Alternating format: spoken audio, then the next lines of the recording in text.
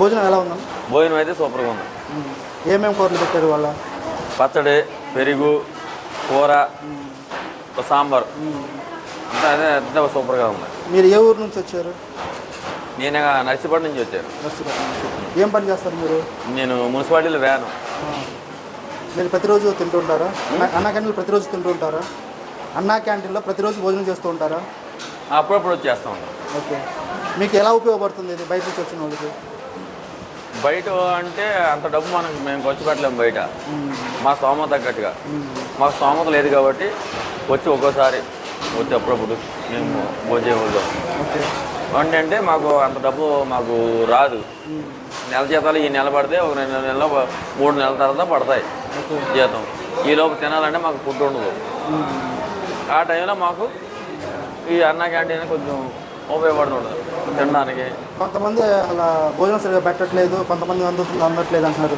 మీరు వచ్చినప్పుడు అలా భోజనం అందుతుందా? భోజనం అయితే అందుతుంది. అంటే మనం అంటే తినడం అనేది తింటున్నాం అంటే కాదే, వాళ్ళు ఉన్న కెపాసిటీని బట్టి వాళ్ళు కూడా పెడతారు. మరి అంతకన్నా ఎక్స్ట్రా పోతే వాళ్ళ కాడ కూడా ఉండాలిగా. ఇప్పుడు వాళ్ళే మనం తప్పుగా అనకూడదు, వాళ్ళు కూడా మనం తప్పుగా అనకూడదు. ఎందుకంటే వాళ్ళు కెపాసిటీని అంటే ఇంత కెపాసిటీ ఇంతవరకు ఉంటుంది.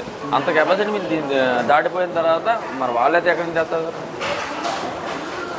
అయితే మీకు ఉపయోగం ఉంది, తినడానికి కూడా బాగా రుచిగా ఉంది, టేస్ట్గా ఉంది. ఇంట్లో వండినా కూడా అంత టేస్ట్గా ఉండట్లేదు. మళ్ళీ అన్నా క్యాంటీన్గా పరిగెట్టి రావాలని కోరుకుంటున్నాం. లెక్కలోనే ఉంది. అయితే ఏంటంటే మేము ఫోర్ చేసి మేము కూడా అడుగుతాం, ఏమండి ఏమైనా వేయగలరా అని. మళ్ళీ మా టోకుని తీసుకొని అడుగుతాం, మా ఆకలేస్తే, మా కొడుకుకి ఆకలేస్తే. అంతే తప్ప కానీ మేము వాళ్ళు అడగల లేదు, ఛాన్స్ లేదు. వాళ్ళు అంటే ఒక కాటా రేటు, ఒక కాటా ఎంత పెట్టాలి ఇంత మనిషికి అంత పర్సెంట్ అనేది, అంతవరకే పెడదాం అన్న లెక్కలో వాళ్ళు ఉంటారు. అంతవరకే మేము తీసుకొని వెళ్ళిపోతాం. వాళ్ళు ఇబ్బంది పెట్టకూడదు. నేను జాబ్ చేస్తాను.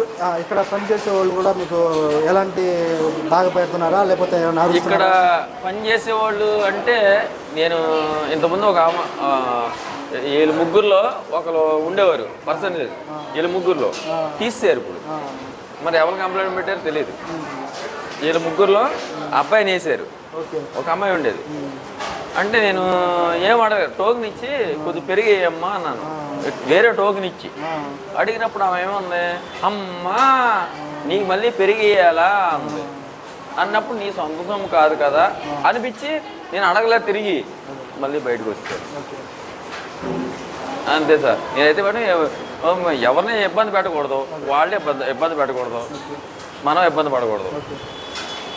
అది మనం అనేది అమ్మ అనే మాట రాకూడదు అక్కడ పెట్టేటప్పుడు. అమ్మ అంటే మన అమ్మతో సమానంగా